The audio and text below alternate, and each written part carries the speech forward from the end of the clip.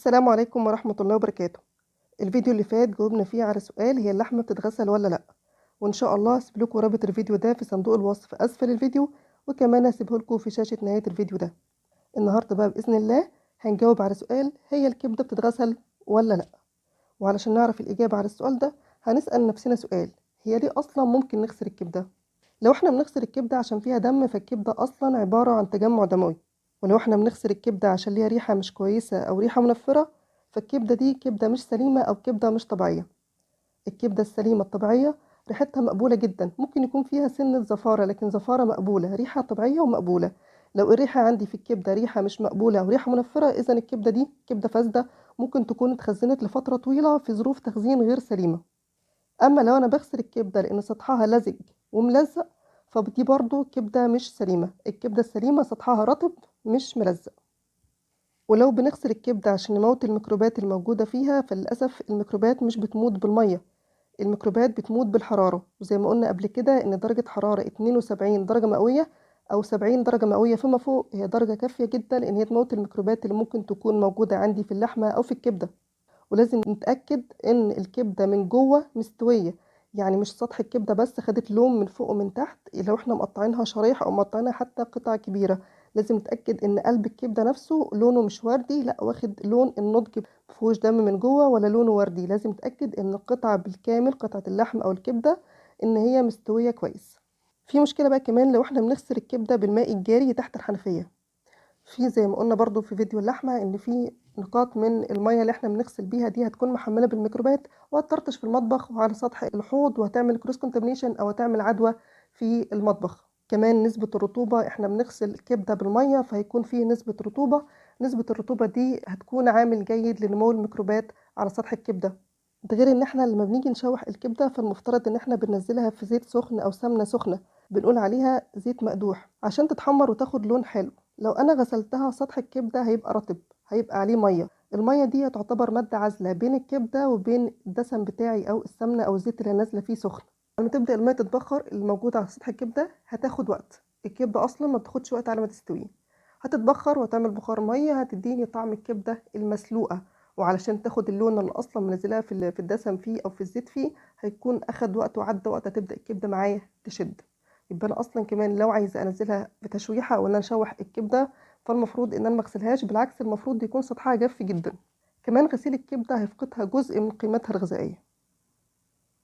خلاصه الكلام ان الكبده ما بتتغسلش زيها زي اللحمه.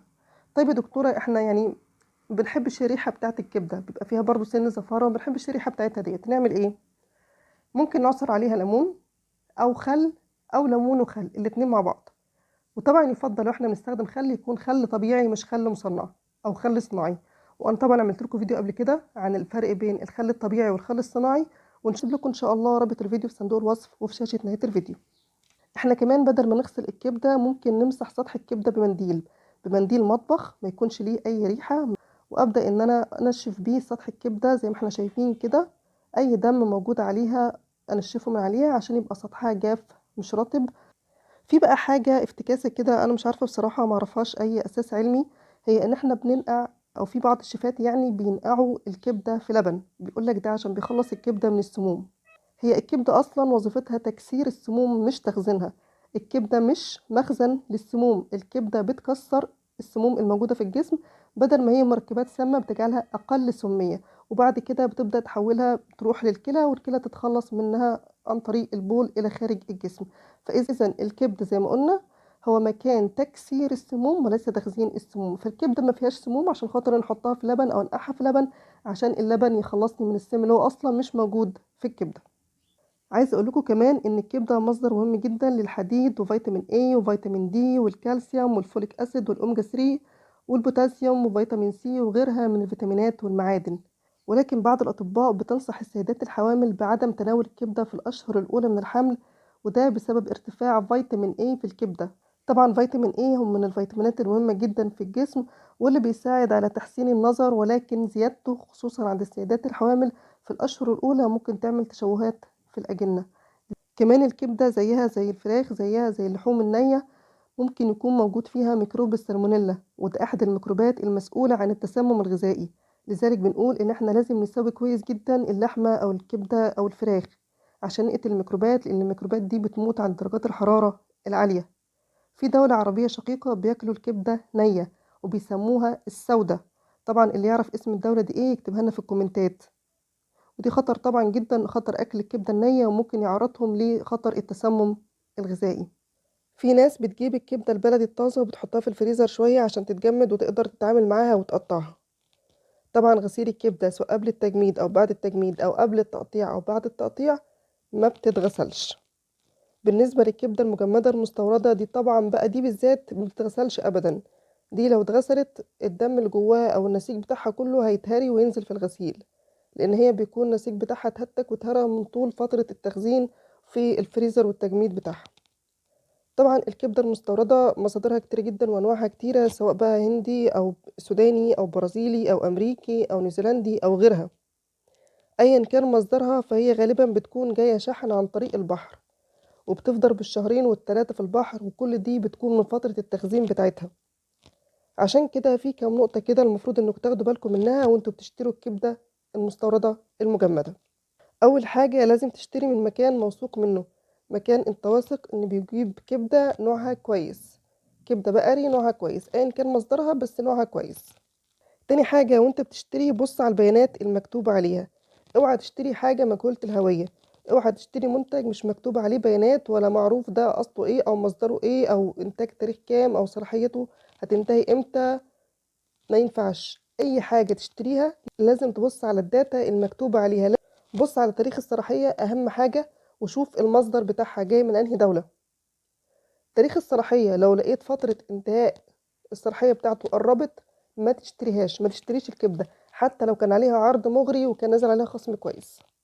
الكبدة دي بتكون قابلة للفساد او بتكون داخلة على مرحلة فساد اللي هي بتبقى خلاص الصلاحية بتاعتها قربت، لذلك برضو بيكون سعرها قليل، بيحاولوا انهم يخلصوا منها بأي طريقة، انت ما تشتريهاش. تاني حاجة وانت بتشتري الكبدة المجمدة بص كويس على الكبدة، شوف شكلها شوف لونها. ما تشتريش الكبدة اللي فيها حاجة مش طبيعية، لو لونها غامق قوي او لونها فاتح قوي، لو شكلها مثلا فيها بقع بيضة او فيها مخرزة او ايا كان، لو فيها حاجة مش طبيعية ما تشتريهاش. كمان وانت بتشتري الكبدة لو لقيت الطبق الفويل بتاع الكبدة ده فيه دم حواليه او فيه دم متجمد وفيه كريستالات في الطبق او في الكبدة نفسها فيها كريستالات تلج، ما تشتريهاش. الكبدة اللي منزلة دم والدم متجمد ده معناه ان الكبدة دي اتفكت ورجعت اتجمدت تاني، وممكن يكون الموضوع ده حصل اكتر من مرة، وده بيفقدها جزء كبير جدا من القيمة الغذائية، وكمان بتخليها اكثر عرضة للتلف والفساد. حاول كمان تشم الكبدة وانت بتشتريها، لازم تكون ريحتها مقبولة، الكبدة الطبيعية ريحتها مقبولة. لو الكبدة وانت بتشتريها ريحتها مش طبيعية ما تشتريهاش.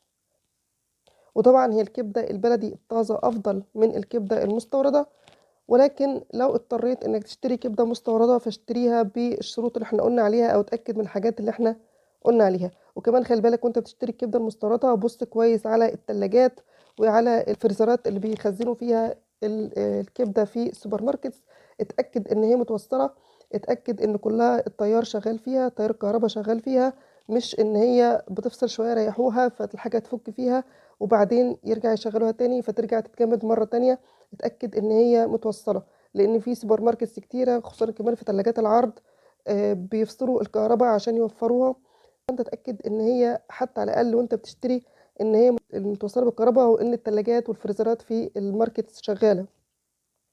طبعا افضل كبده تشتريها هي الكبده الجملي، لان الجمل لو اتصاب في الكبد بتاعه الجمل بيموت، وبالتالي طالما هو لسه عايش واندبح فالكبد بتاعه سليم ما فيهوش اي امراض. كمان الكبده البلدي احنا قلنا الكبده المستورده نخلي بالنا منها واحنا بنشتريها، الكبده كمان البلدي الطازه واحنا بنشتريها نتاكد ان هي سليمه من حيث الشكل واللون والريحه، ونتاكد ان ما فيهاش اي قطع بيضاء سواء مثلا مكان خراريج او اصابات سل او اصابات طفيليات او ديدان او غيره. نتاكد ان هي سليمه من اي شيء يكون غريب عليها. الكبده غاليه واي حاجه من دي ممكن تكون موجوده فيها هتخسرك جزء من ثمنها. ما تشتريش كبده غير وانت شايفها قدامك سليمه تماما. وده كان فيديو النهارده عن الكبده، ولا الكبده بتتغسل ولا لا، وإيه تأثير الكبدة على السيدات الحوامل، وهل ينفع إن هم ياكلوها ولا لأ؟ بنقول أيوه ياكلوها، ولكن ما يكتروش من أكلها، وكمان لما ياكلوا الكبدة يسووها كويس جدا. اكتبوا لي في الكومنتات عايزين نتكلم عن إيه إن شاء الله المرة الجاية. أترككم في حفظ الله ورعايته. ما تنسوش اللايك والشير، والسلام عليكم ورحمة الله وبركاته.